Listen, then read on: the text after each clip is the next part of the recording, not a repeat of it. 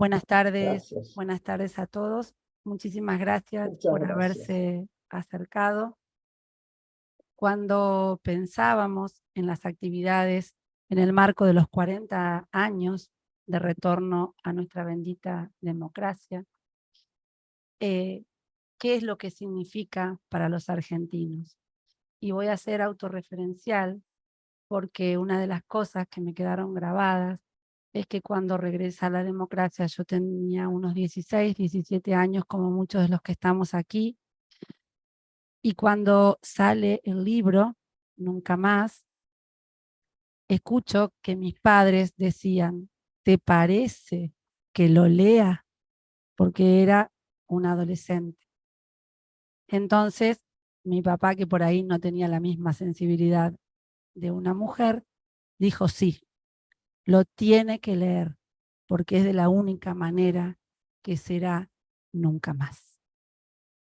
Creo que la palabra autorizada, la voz indiscutible, entre otras, por supuesto, en el día de hoy, es la de esta mujer enorme, que es Graciela Fernández Meijide, que aceptó con tanta generosidad acompañarnos en este día. La dinámica va a ser la siguiente. La señora Graciela se va a explayar, va a hablar alrededor de media hora y luego quienes estamos aquí vamos a poder participar, hacerle preguntas, hacer lo que se dice feedback para que esto tenga mayor riqueza, si es que eso es posible. Muchísimas gracias a las autoridades, al señor secretario de Gobierno, que está aquí presente, Mario Ferraresi, por supuesto a la presidenta del Consejo Escolar, María del Valle Ayola, al señor presidente del Honorable Consejo Deliberante, señor Lisandro Herrera, a concejales y demás autoridades que hoy dijeron presente. En nombre del Gobierno Municipal, les damos nuevamente la bienvenida. Buenas tardes a todos y desde ya muy honrada y muy agradecida. Lamento profundamente no poder estar ahí personalmente, que es como me lo había pedido María Celina, a quien hay que agradecerle todos los trámites para que yo pueda comunicarme con ustedes. Pero ni mi edad, ni mi físico me permiten viajar. Ya tengo 92 años y los achaques que trae la edad, que a veces uno los minimiza, pero yo les puedo asegurar que pesan. Agradezco, obviamente, en primer lugar, a ese honorable Consejo Deliberante de Chacabuco, a su presidente, que me han dicho que está presente, el doctor Honorio, a ver, un momentito, Lisandro Herrera, y a su secretario Fernando Sassone, por haber firmado esta resolución que me han dicho también que fue decidida por unanimidad, la propuesta de distinguirme. Eso lo agradezco profundamente y con muchísimo gusto voy a tratar. Y la otra cosa que tengo que agradecer es este llavero, que más de uno de ustedes debe conocer la mano. Me han dicho que iba a estar presente. Es una preciosa obra de orfebrería. Muchísimas gracias.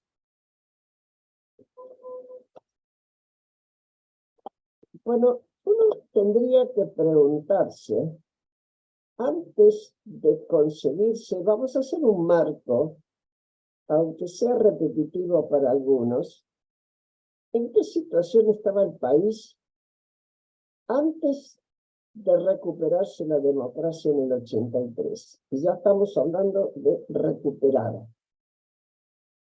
Nuestra sociedad, desde 1930 para adelante, ya se había habituado, desgraciadamente, a los golpes de Estado. 6 golpes de Estado hubo en este país desde el 30 hasta el 76, que fue el último, y eso espera.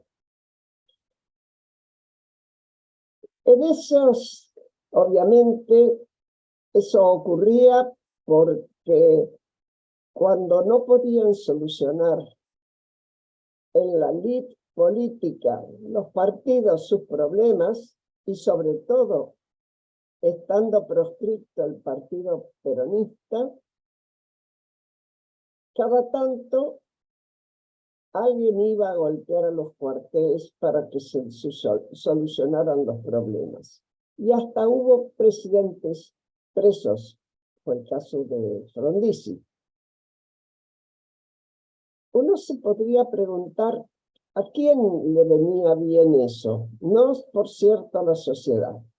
No, los gobiernos militares nunca fueron no solo legítimos, sino que no producían mejora en la relación en la sociedad. Llegaba un momento en que ellos mismos decaían por su incapacidad de gobernar. No eran políticos. Sí ambicionaban el poder, pero no eran políticos. No sabían de lo que significa transitar los caminos de la búsqueda de acuerdos, etc. Para cuando llegó el golpe del 76, nosotros teníamos ya instalados en el país grupos en rebeldía desde los 60 para adelante, que además habían llegado equivocadamente, a mi criterio, a abandonar la política y a elegir las armas para dirimir el tema del poder. Para hablar de algo concreto, yo diría, hubo 2 organizaciones, no fueron las únicas, había más, pero las más numerosas y las que producían más hechos.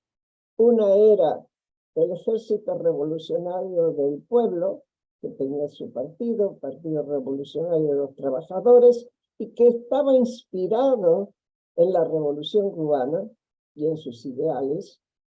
Y el otro era Montoneros, la tendencia que en realidad tomaba prácticamente a casi toda la JP.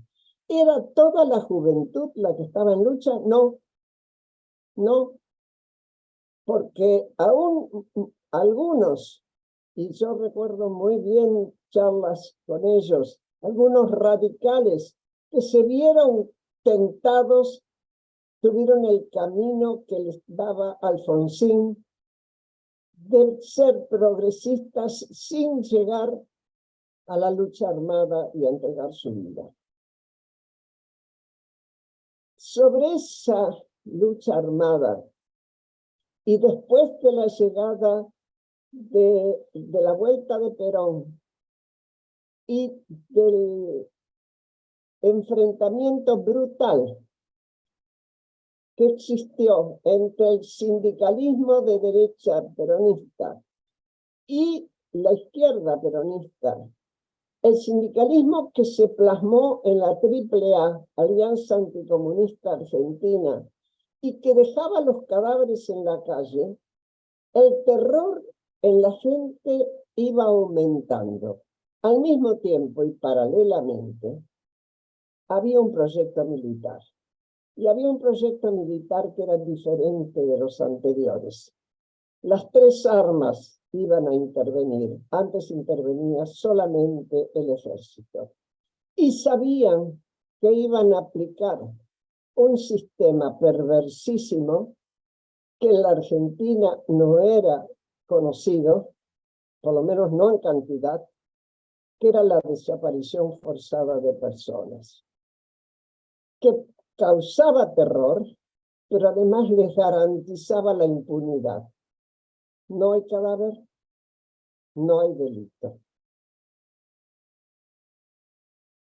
Dicho esto, es mi opinión de que esas tres fuerzas, apenas murió Perón,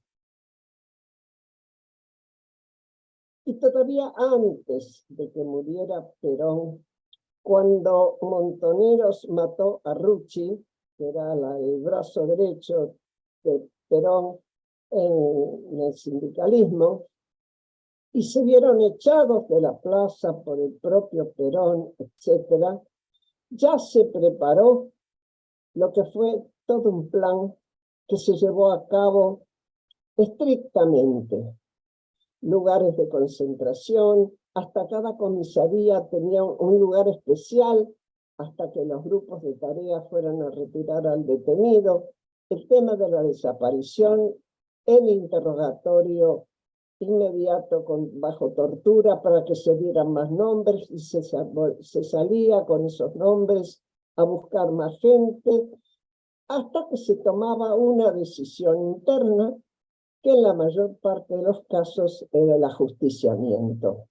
No puedo decir ni justicia, ni muchísimo menos, porque no había defensa, no había quien acusara, era una decisión de la peligrosidad que podía tener esa persona o su nivel de colaboración posible.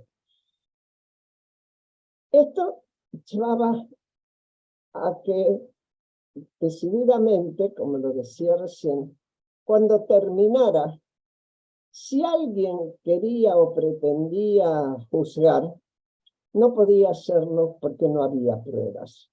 Los desaparecidos, ¿dónde están? No están. Eso es lo que contestaban. En lo personal, cuando secuestraron a mi hijo, yo sentí lo que significaba no ser ciudadana. Yo era profesional, mi familia también, conocíamos nuestros derechos, sabíamos que las agencias de seguridad tenían que darnos respuesta, como la comisaría, la policía, los jueces tenían que responder a los habeas corpus. Muchas veces respondían y respondían la verdad. Hemos preguntado en todas partes y se nos contesta, el cuerpo no está. El habeas corpus es eso, ni nadie lo busca. Desde ya, quienes nos acercamos a los organismos de derechos humanos, encontramos poca gente con coraje. Estaban las Madres de Plaza de Mayo, estaba la Liga Argentina, que existía desde antes por los derechos humanos, estaba el Consejo Ecuménico, la Asamblea Permanente por los Derechos Humanos, que se había formado muy poco antes del golpe para reclamarle al gobierno de Isabel que pusiera en caja a la AAA, precisamente a esa persecución irregular y paramilitar. Era pedirle peras al olmo, y cuando se dio el golpe, algunos de los que integraban esa primitiva asamblea permanente tuvieron que irse del país porque tuvieron miedo de que los persiguieran. Entre ellos, Roberto Vigón, un sindicalista,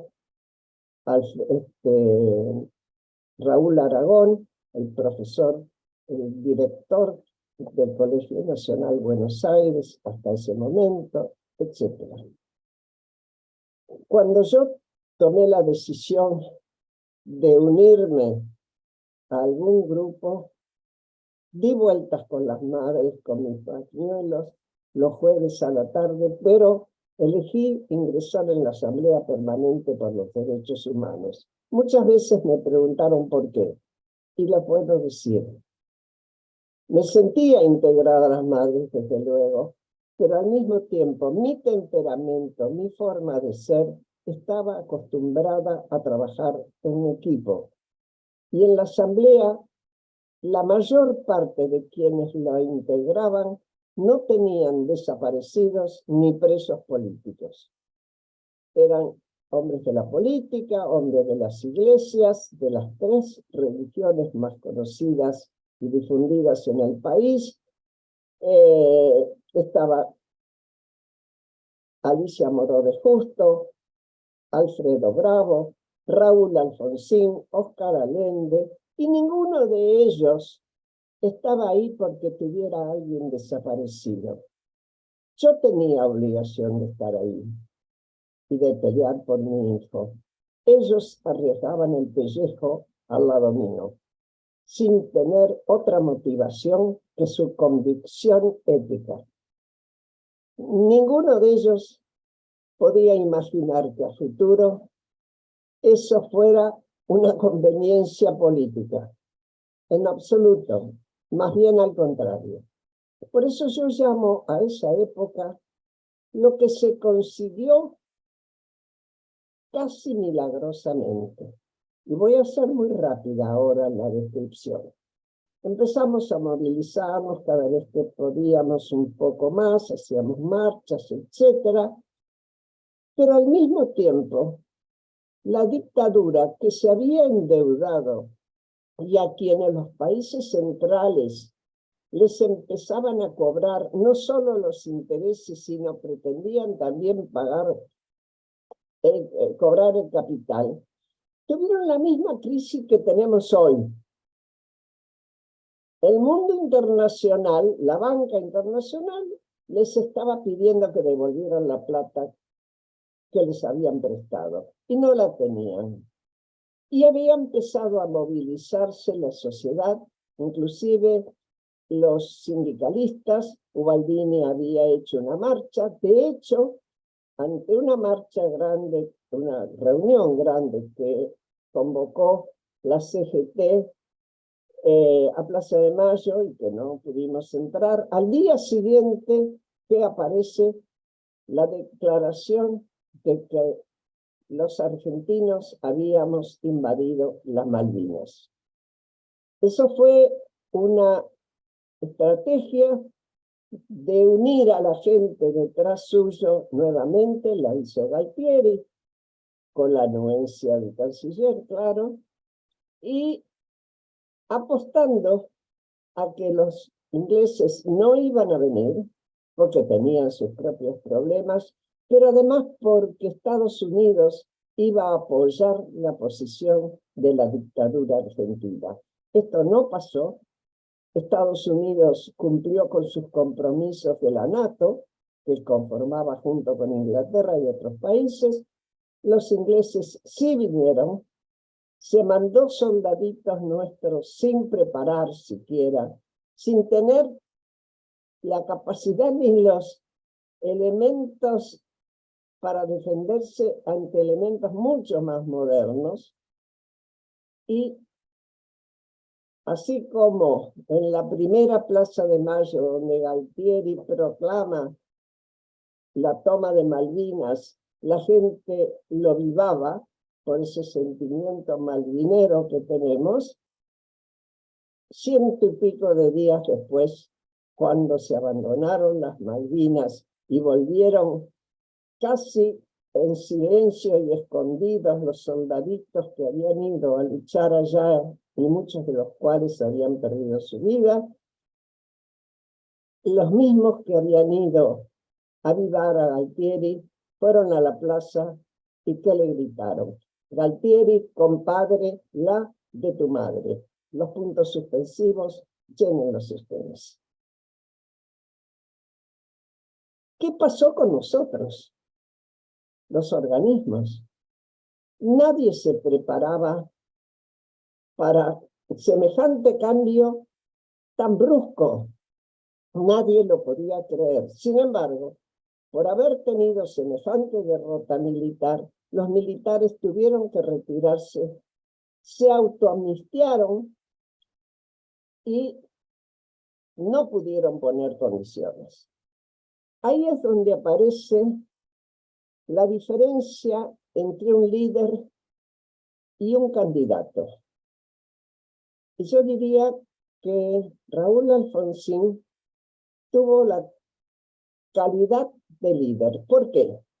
Porque pudo ver adelante lo que iba a ocurrir. Alfonsín se dio cuenta, percibió de que la sociedad quedaba tan desengañada y enojada que no quería más gobiernos militares. Lo que antes se había tolerado y amnistiado siempre, hasta con intervención de la Corte Suprema en los anteriores golpes, acá había dos propuestas.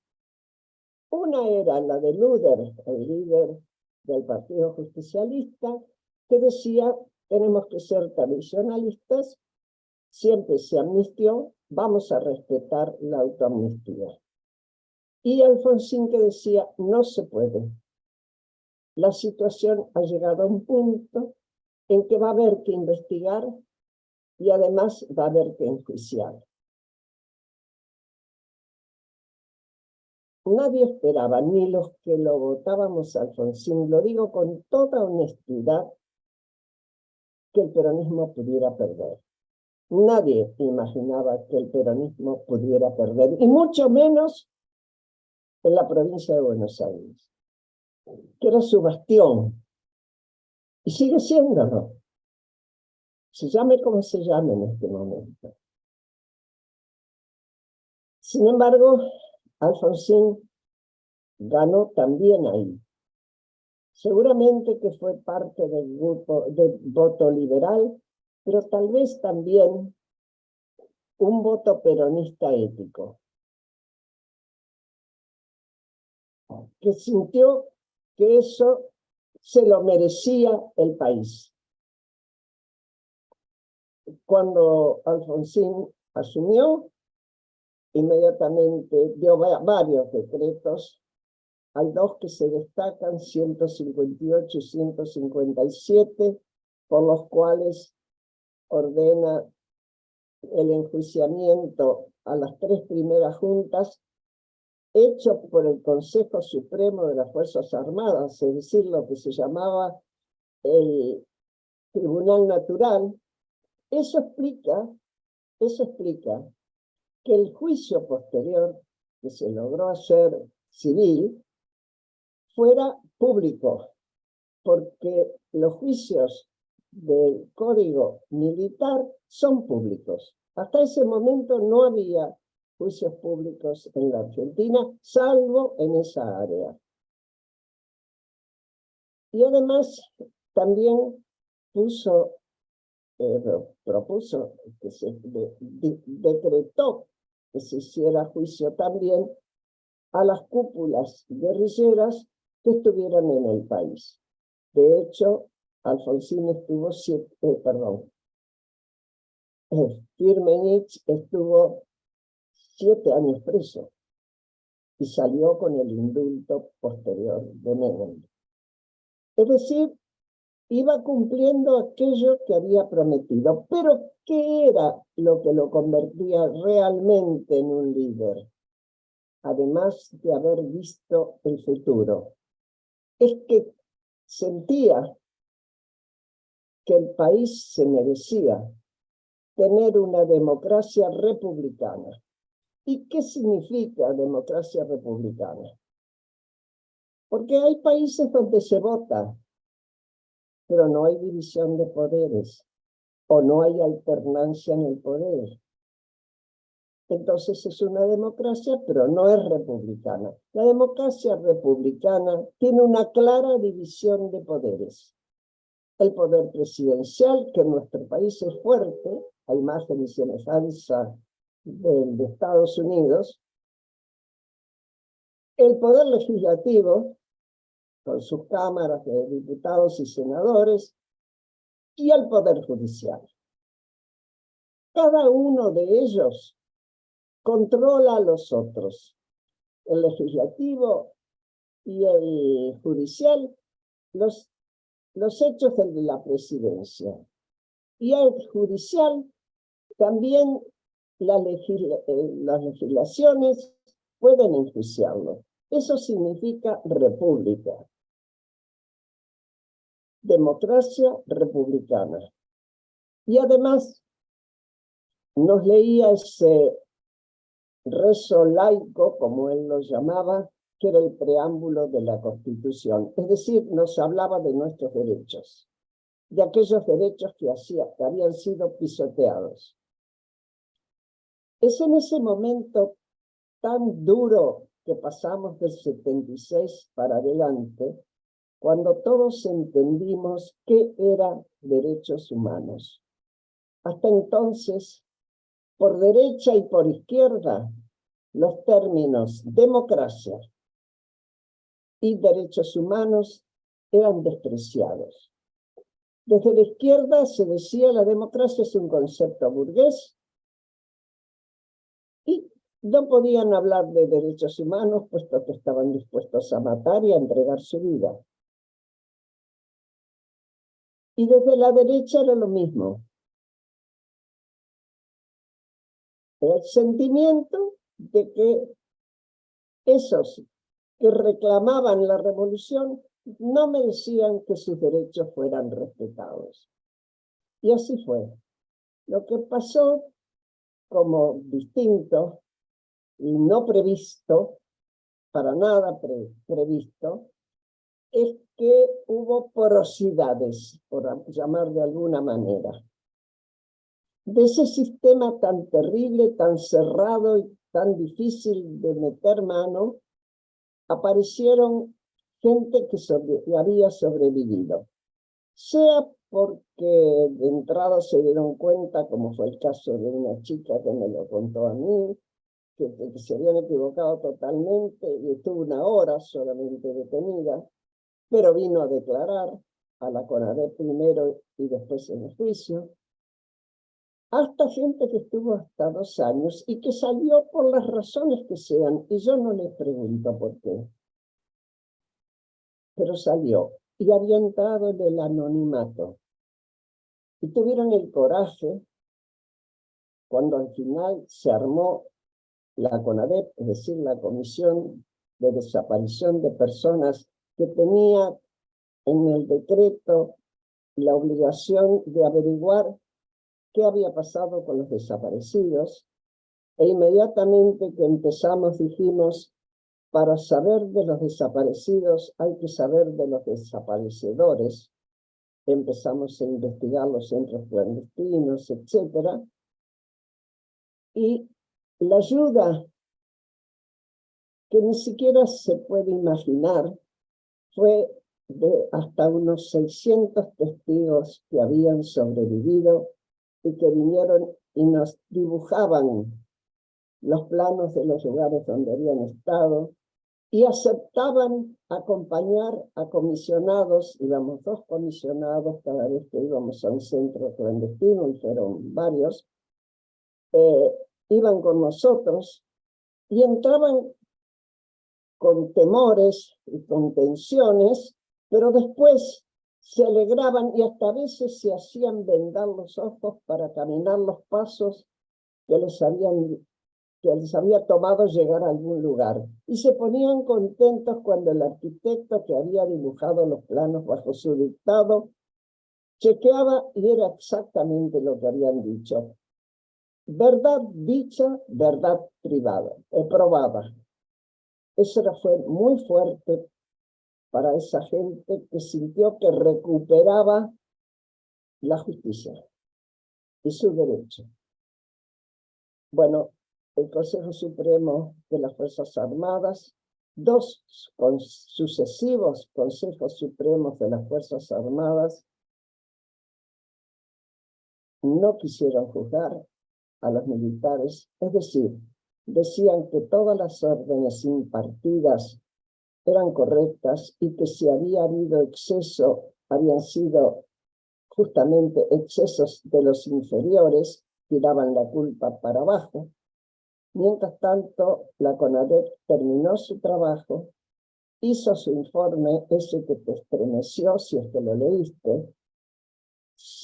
Ese informe se editó muchísimas veces en Nunca Más. Es un informe, no tiene prácticamente adjetivos. Dice lo que nos dijeron.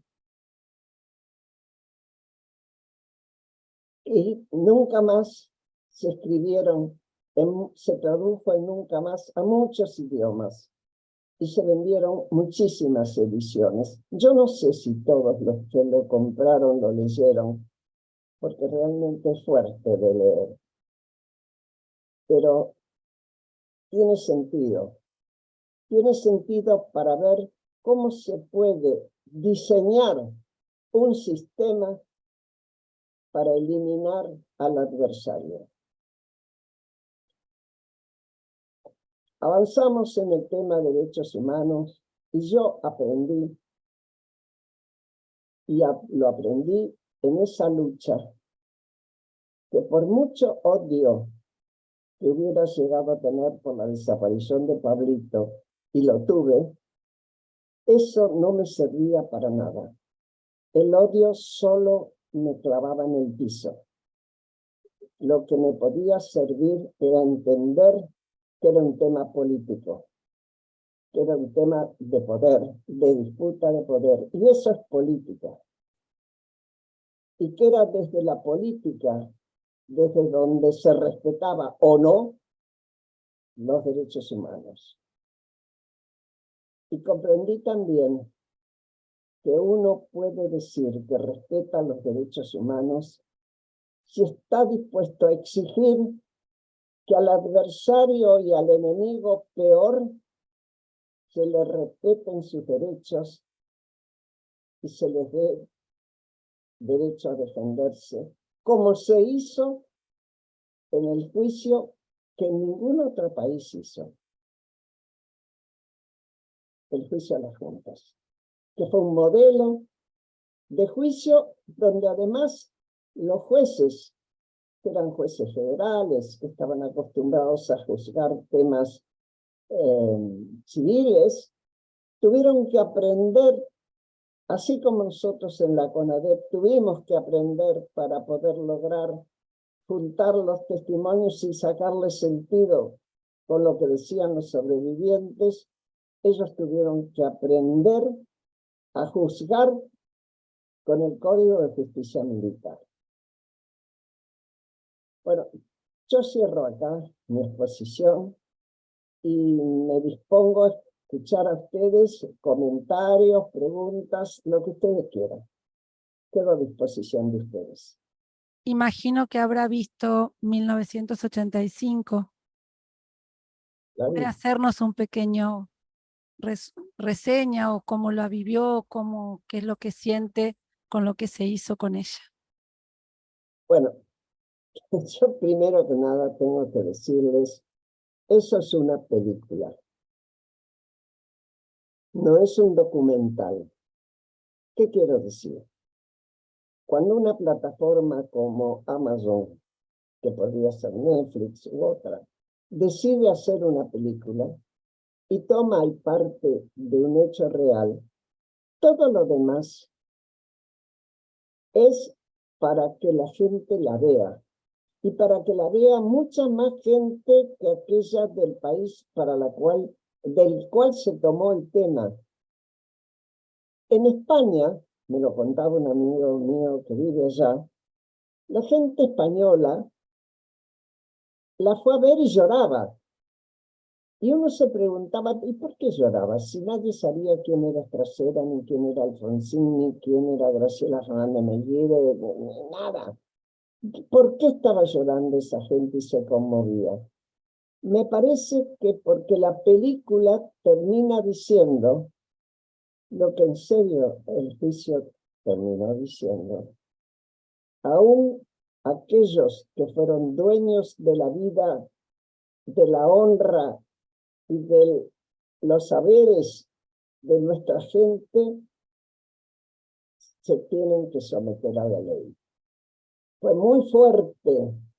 Yo estuve en la primera sesión del juicio, el juicio real, no del juicio teatralizado para una película, cuando el secretario dijo, señores, de pie, porque ingresaban los jueces y todos los militares que estaban ahí y sus defensores se tuvieron que poner de pie. Era inimaginable eso antes. Corría frío por la espalda. La película creo que tiene el mérito en Argentina y en algún otro lugar tal vez también, de que fue vista por mucha gente joven, que no había oído hablar nunca de eso a lo mejor, y que tal vez algunos por curiosidad profundizaron de cuál era totalmente la verdad, y más allá de la película. Por eso yo creo que es una película oportuna. Si alguno alguna vez va algún viernes a Buenos Aires, en el Malva, en el Museo Malva, y creo que hay que comunicarse antes y sacar las entradas antes, están pasando un documental en serio tomado del juicio que hizo Ulises de la Orden, que es un joven cineasta que se dedica a documentales de este tipo. Y ese te cuenta lo que se filmó. Él vio 500 y pico de horas del juicio firmado y tomó puntos importantes, yo diría, del juicio. Ese es documental. El otro es una película, y una película de ficción. Yo no me enojé, hubo gente que se enojó, porque sintió que no se lo nombraba Alfonsín suficientemente, y es cierto, o que no se habló del juicio, y es cierto, en serio, pero bueno, es un negocio. Graciela, como mujer, como madre, como partícipe de una historia verdadera y agradeciendo esta verdadera voz de una historia que muchas veces termina hasta siendo tergiversada, ¿qué opinión le merece el tema de las organizaciones actuales, que se llaman muchas veces de derechos humanos, y la situación actual que estamos atravesando? Bueno, yo creo que hubo un momento en que se rompió el consenso del 83. Fue desde el momento en que quienes no habían tenido nada que ver con el tema de derechos humanos lo tomaron como propio, y también tomaron como propia las fechas del 24 de marzo, donde llegaron a heroizar los hechos de la guerrilla. Es decir, creo que hubo todo un sector que empezó a mirar con el espejo retrovisor como si eso nos pudiera llevar para adelante, o como si en eso hubiera estado la verdadera militancia. No era así. Yo creo que en cuanto a las organizaciones de derechos humanos, tienen sentido en tanto y en cuanto se mantengan como ONG, organización no gubernamental. No tomen compromisos con partidos políticos, porque eso hace que se sesgue la opinión. No se puede juzgar los hechos de un partido desde una ONG que forma parte de ese partido. Es contradictorio. Al mismo tiempo, el ejemplo de las madres, el ejemplo de la protesta, hoy ustedes lo tienen muchas veces en televisión, cuando en un barrio la gente siente que ya no puede salir a la calle porque es insegura su permanencia, o porque sus hijos ya no tienen que comer porque aumentó mucho la pobreza. Y ahí ustedes van a ver cómo una vez más se feminiza la lucha.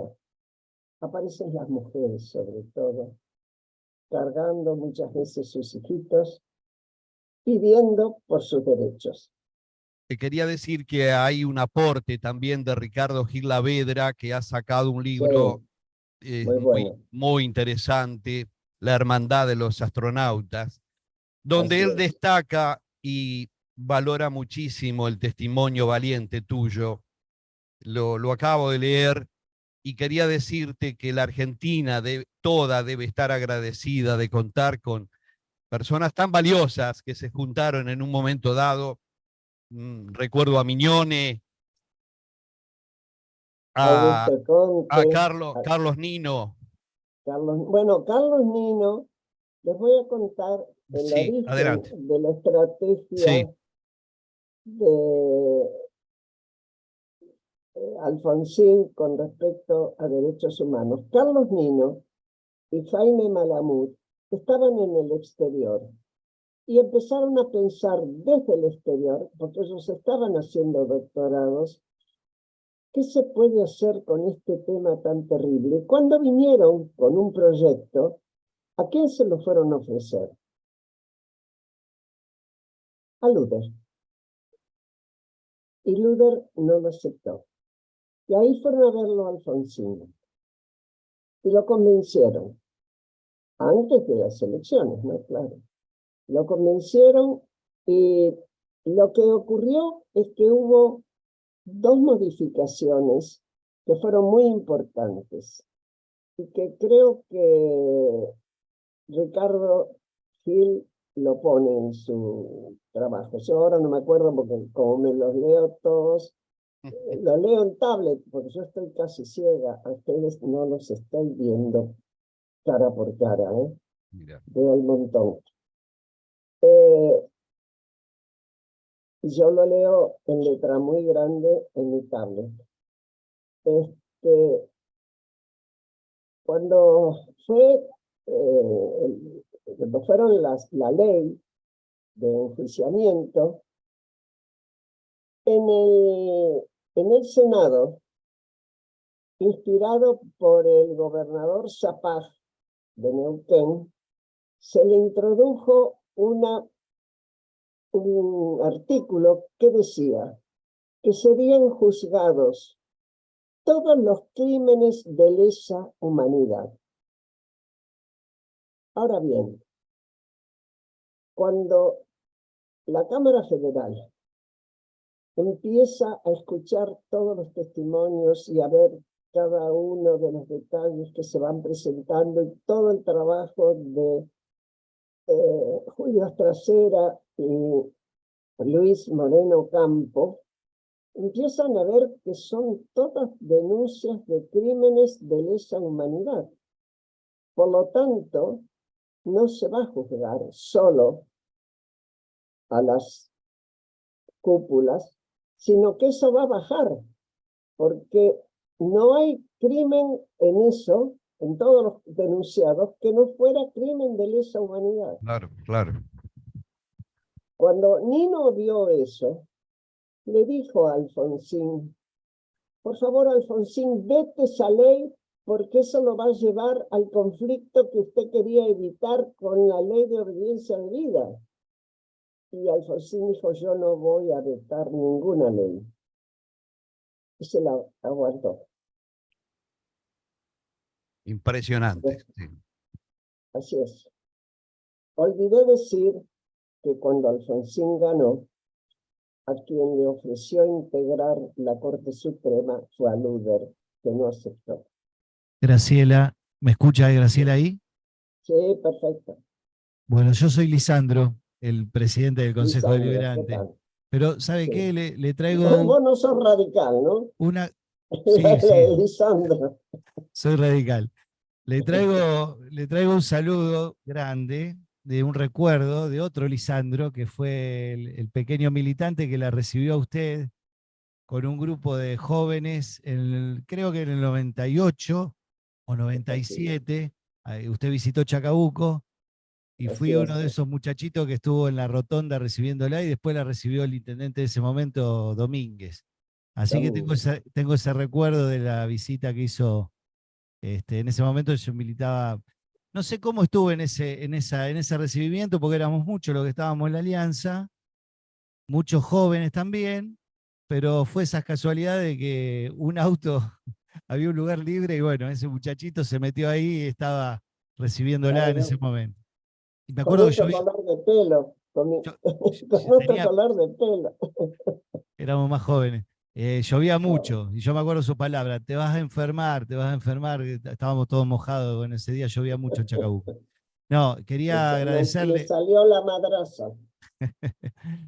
quería agradecerle esta predisposición y a María Celina y a todo el equipo que, la verdad, para nosotros, que no somos tan jóvenes, pero somos de una generación. Yo tengo 45 años, nací en el 77. eh, por nuestra cabeza se nos pasan un montón de cuestiones, ¿no? De muchos que hemos nacido en ese tiempo, podíamos haber sido o no eh, parte de una Víctimas. triste historia, como fueron muchos Sí, vecinos de nuestra república.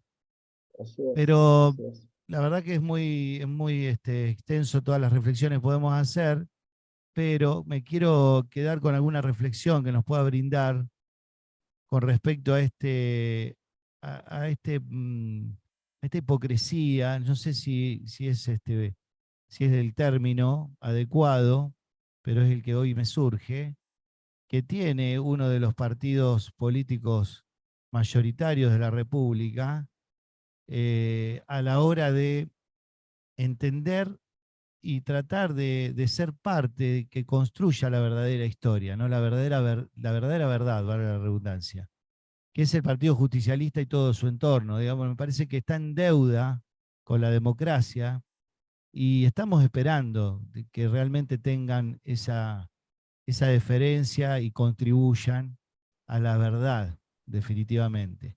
Porque creo que nos Mira, merecemos los Lisandro, argentinos. mira, Lisandro, yo conozco muchos peronistas que respetan la verdad y otros que no. Depende. Repito, no creo que Alfonsín hubiera podido ganar la provincia de Buenos Aires de no haber habido un pedazo de voto peronista. No hay cómo. Yo que después la disputé y vi las mesas, cómo se distribuían y cómo se votaba, eso hay que reconocerlo. Y hay que reconocerlo por una cuestión, Lisandro. De las dificultades que tenemos, tanto de calidad de institución democrática como de pobreza, como pocas veces se ha visto en nuestro país, no se resuelven con un pedazo del electorado. Si hay algo que tendríamos que empujar todos es lograr acuerdos.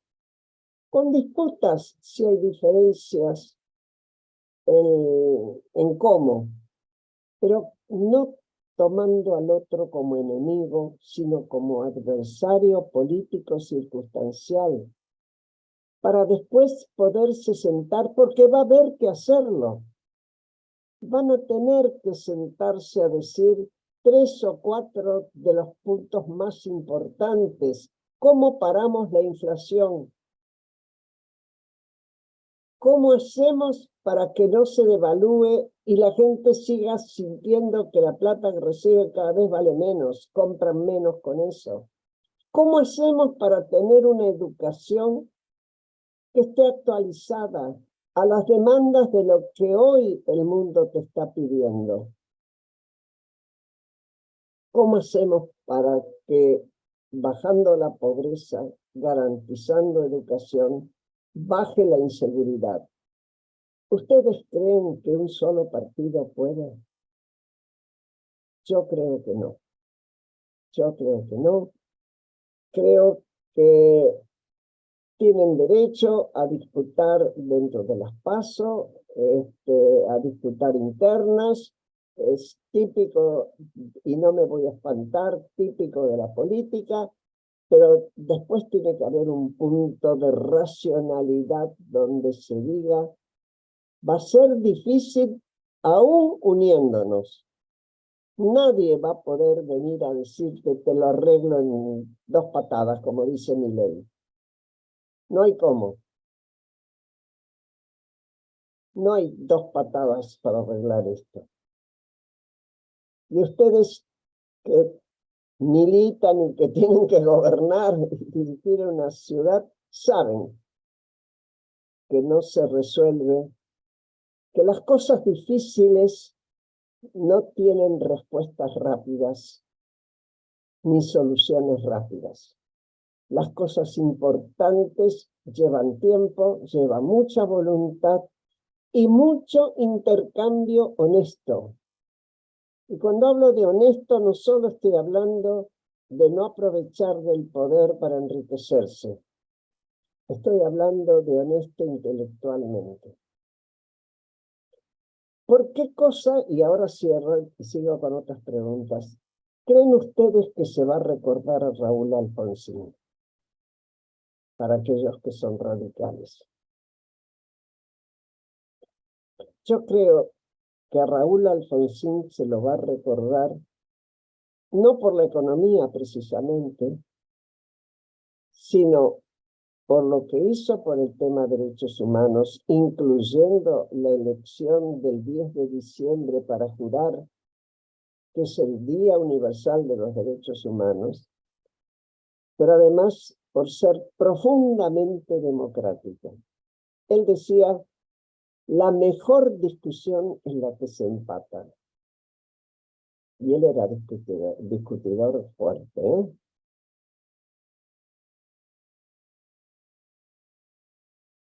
Graciela, Dale. en esta profunda grieta que vivimos los argentinos, quienes tenemos hijos entre los 20 y los 30, 35 años, estamos asustados, sus papás, porque ellos ven como a Milei y cada vez crece, y ojo que se están asustando los políticos de carrera. Y hace poco tuvimos la oportunidad, un grupo de mujeres, de estar con Ricardo Gil Levaidra, que estará aquí en Chacabuco en breve, y él decía, cuidado con Milei, porque es golpearle la puerta a Videla. Yo creo que no estamos tomando verdadera dimensión de lo que significaría solamente que llegara a un balotaje. Sí, sería torpeza, pura torpeza de parte del resto de la política, y sobre todo de Juntos por el Cambio. Y sobre todo, que en este momento tiene la mayor responsabilidad en ese sentido, ya que el oficialismo lo que va a tratar es de que a Juntos por el Cambio le vaya mal. Como tanto le conviene que a Milei le vaya bien, aunque a ellos les vaya mal también. Hay que analizar una cosa. Ustedes que arman partidos, quienes estén acá, saben que hay que tener X cantidad de distritos con X cantidad de padrón en cada uno, regularizado, para poder ser un partido nacional.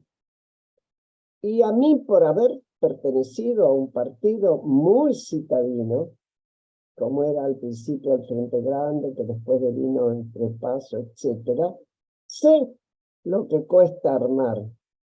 ¿Por qué? Y porque vos vas al interior, donde te conocen, pero vos no conocés, y aun cuando conozcas, generalmente quien se te acerca y se te afilia es alguien que perdió en su partido. ¿Cuál es la promesa que le hace Milei? Si vos me conseguís X cantidad en el padrón y me haces una reunión donde haya X cantidad de gente y demás, vos encabezás la lista en este lugar. Y si ganás, eso es lo que hizo con el descendiente de Menem en La Rioja. Si ganás, vas a la cabeza. Que no ganó, pero bueno, esa es la oferta. Ahora, ¿saben qué? Después en la legislatura, ¿qué pasa con esa gente? Es la panquequeada más grande. Nosotros les llamábamos el salto con garrocha. Son los que venden el voto. ¿Qué apoyo legislativo va a tener? Eso hay que medirlo también, para no espantarse. y para trabajar de tal manera que no siga creciendo. Si sigue creciendo, es porque les está faltando ofertas interesantes que enamoren, que den ganas de militar por ellas. Y eso es responsabilidad de los políticos. Graciela, bueno, algo de lo que te quería preguntar, un poco lo dijiste recién, pero cuando vos hablaste de la vuelta de la democracia en el 83, dijiste que teníamos o que había un líder político que supo ver lo que la sociedad quería, necesitaba o lo que no quería más la sociedad. Me parece que después de 40 años estamos en algo parecido en cuanto a que la sociedad sabe lo que no quiere más otra vez, ¿no? Por lo menos por estos malos gobiernos que hemos tenido. Pero no tenemos, me parece que no surgen nuevos líderes como tuvimos a Alfonsín, en ningún partido, creo, ¿no? Es que creo que en la sociedad hubo un retroceso en general. Hubo un retroceso. Porque hoy los jóvenes, que son quienes con entusiasmo pueden entrar a militar, están muy tomados por una oferta que se da a través de las redes. Aquellos que tienen capacidad para seguirlo, que es formarse a través de las tecnologías. Hoy cada vez más gente joven estudia lo que tiene que ver con la tecnología, que crece de una manera impensable y que al mismo tiempo crea mucho trabajo en la casa. Dentro de un tiempo, si uno mira a futuro, no va a haber sindicatos. Porque los sindicatos se hacen porque la gente se reúne en algún lugar. La fuerza mayor del sindicalismo en la Argentina es cuando hubo producción para reponer aquello que no se podía importar.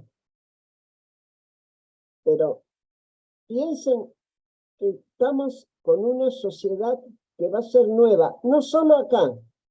Les está pasando en España, les está pasando en Inglaterra, les está pasando en muchos países. Pero no nos conformemos porque a otros les pasa. Miremos el Uruguay. La calle Pou habla con todos. Habla con el Pepe Mujica, habla con Sanguinetti, habla con todos ellos no perteneciendo a ese partido. Tiene diálogo para pedir ayuda, porque saben que la verdad nunca está en un solo lugar. Yo les voy a hacer una pregunta a todos. ¿Qué es lo contrario de la verdad?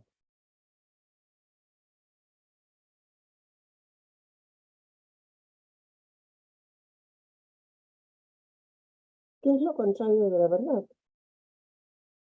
Digan. La mentira, Graciela. No, la certeza. Cuando vos te la crees de entrada y no preguntas, espera, ¿será así o podrá ser de otra manera? Y buscas aristas a esa verdad. Los científicos avanzan desconfiando.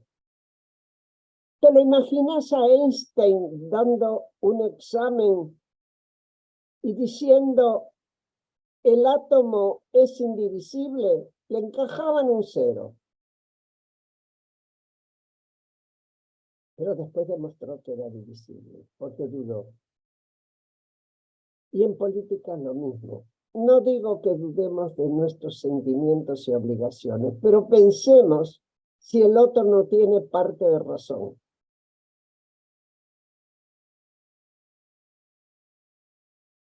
No, ese es mi teléfono que suena sordo. Graciela, buenas noches. Una consulta Vamos quería hacerle. redondeando, ¿no?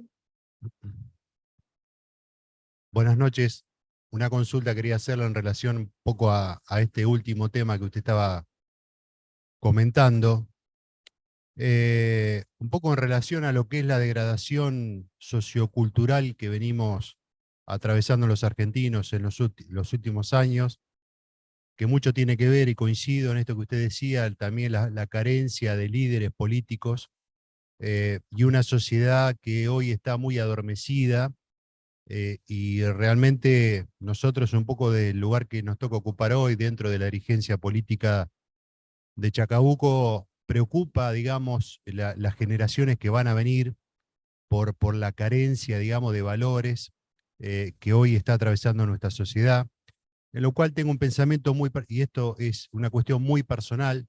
Yo creo que en esta cuestión de degradación social, cultural, el kirchnerismo es gran protagonista y gran responsable de esta actualidad que nos toca atravesar. Pero bueno, mi pregunta va direccionada un poco, digamos, como argentinos, y después de lo que usted nos ha relatado con la época tan negra en nuestra historia, con los golpes militares, y también tomando ejemplos de diferentes lugares en el mundo, de hechos también de esta gravedad que ha sucedido. Muchos de esos países han tomado como trampolín, digamos, para tocar fondo y salir y proyectarse como un país superador, y hay sobrados ejemplos. Un caso muy puntual es Alemania. ¿Y por qué nosotros los argentinos seguimos repitiendo la historia, seguimos tropezando siempre con la misma piedra y no tenemos la posibilidad de crecer definitivamente? Porque hay un sector, es una explicación mía, hay un sector muy grande en nuestra sociedad que es muy conservador. Fíjense ustedes en lo que está pasando ahora. Si ustedes miran el último palco de la reunión de Cristina, de la vicepresidente, con quienes estaban, ¿quiénes faltaban ahí? Todos los gobernadores, menos Kicillof, obviamente, y el que había ganado en Catamarca. ¿Por qué? Porque todos están esperando adelantar las elecciones. Ahora, ¿qué me está diciendo eso? Quiero seguir conservando lo que tengo y, si es posible, reelegir. La Corte acaba de devastar 2 reelecciones. La de Mansur, que se adelantó y renunció, y la de Uñac, porque no respetaban su propia constitución provincial. Y miren Infran, parece Napoleón. Yo creo que estas son las peleas que tenemos que dar con aquellos que son conservadores, y no conservadores por las ideas que antes se usaban, que hoy ya ni sabemos quién es quién. No son liberales, son conservadores del poder y de las prebendas. Y eso nos sirve para construir. ¿Lo sabrá también en Alemania? Y seguro que sí. Pero hubo mayoría que equilibró eso. Porque los países no son perfectos, vamos. ¿Y saben quiénes son los países que más avanzaron en Occidente y aún lo están haciendo ahora en algunos países de Oriente? Avanzando y mucho, aquellos que eligieron la educación para impulsar hacia adelante al país.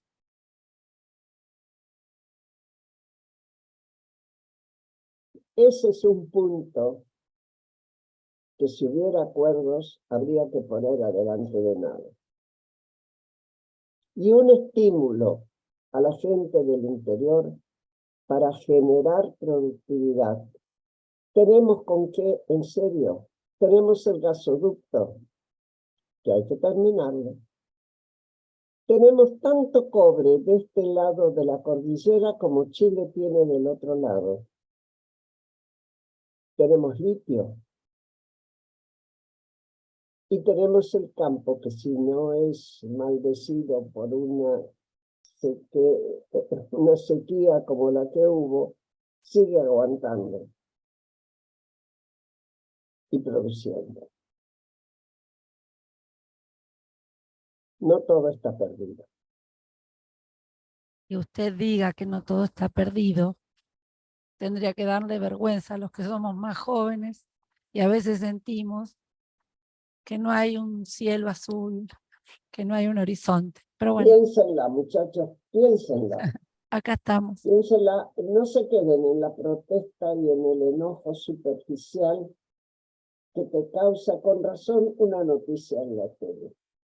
Vayan un poco más allá. Así es. La política tiene que ir siempre más allá. No puede ser una. Los políticos no pueden ser comentaristas. Déjenmosle eso a los periodistas. Los políticos son hacedores. Bueno, Graciela, no sé si que ¿Me usted dejan quiere en decir, libertad? sí, No, bueno, volver a agradecerles las ganas de escuchar, el haberme invitado, la distinción de que me hicieron objeto. En fin, estar preocupados por este tema y la atención que me puedan haber prestado. Yo les agradezco a todos y a través de ustedes a todo el pueblo de Chacabuco. Hasta siempre.